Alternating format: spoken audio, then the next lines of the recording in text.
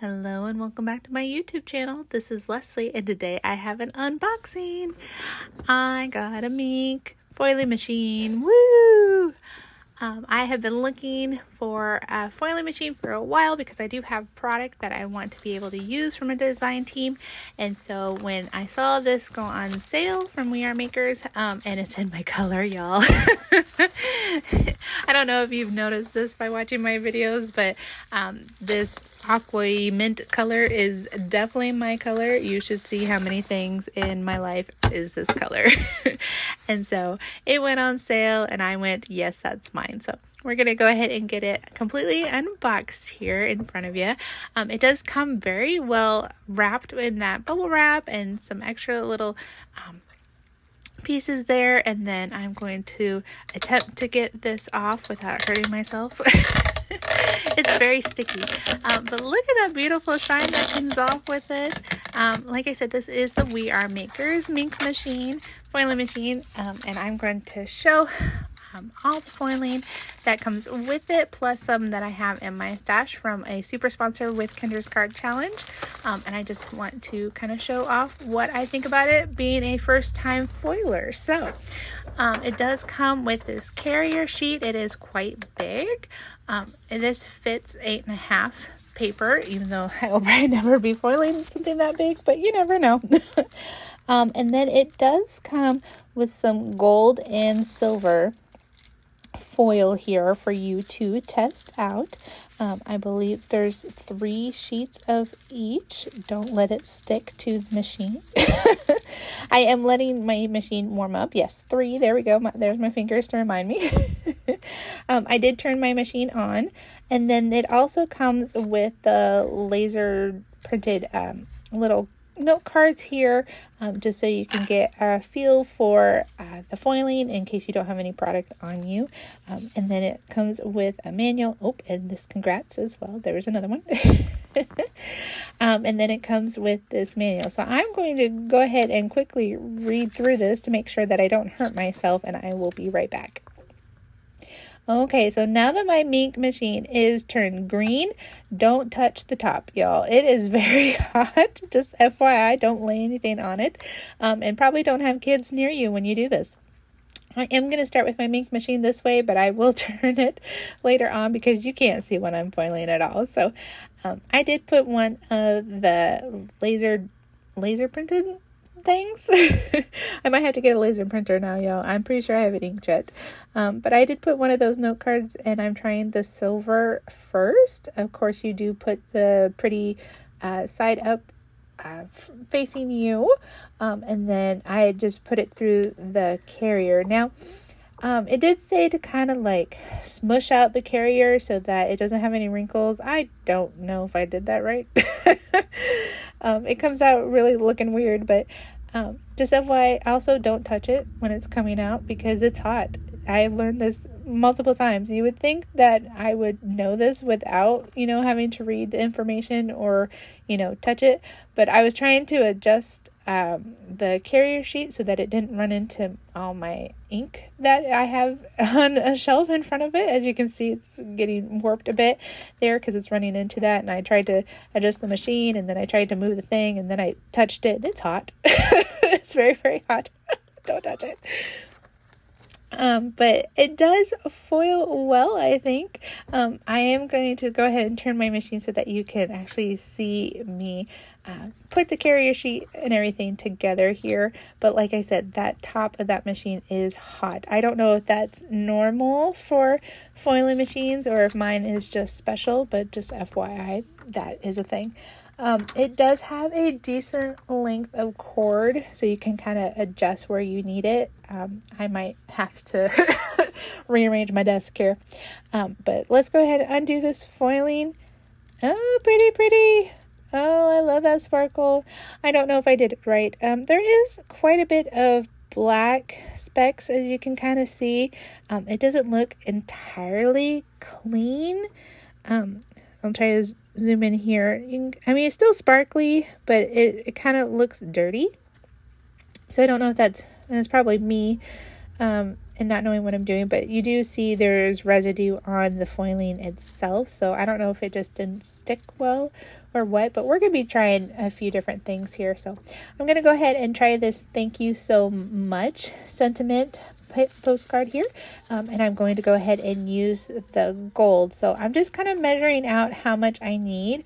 I do know from watching videos that you don't want to put a ton of foiling on it just because it will overfoil.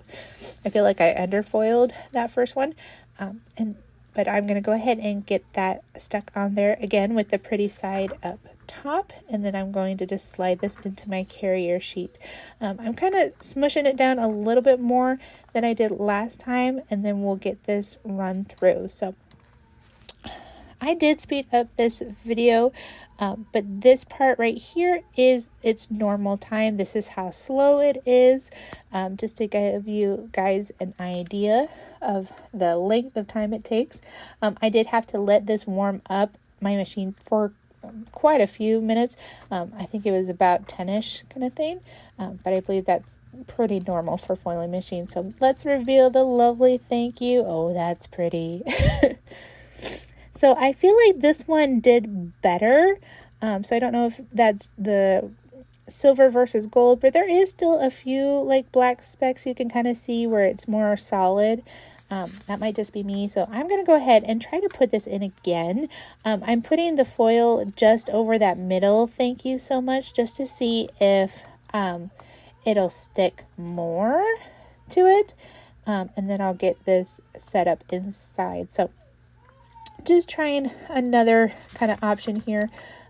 Revealing, it didn't do anything. It stuck more to my carrier sheet than anything. At first I thought I completely ruined my carrier sheet, but it's fine. It's just, staticky. It didn't do anything at all. Like, it didn't restick.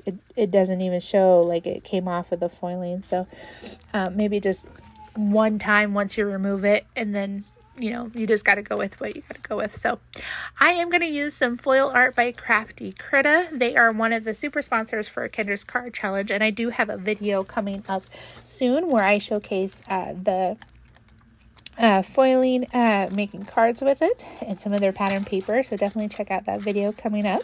But I did want to practice with it because they sent me full sheets of that beautiful printed art going on there.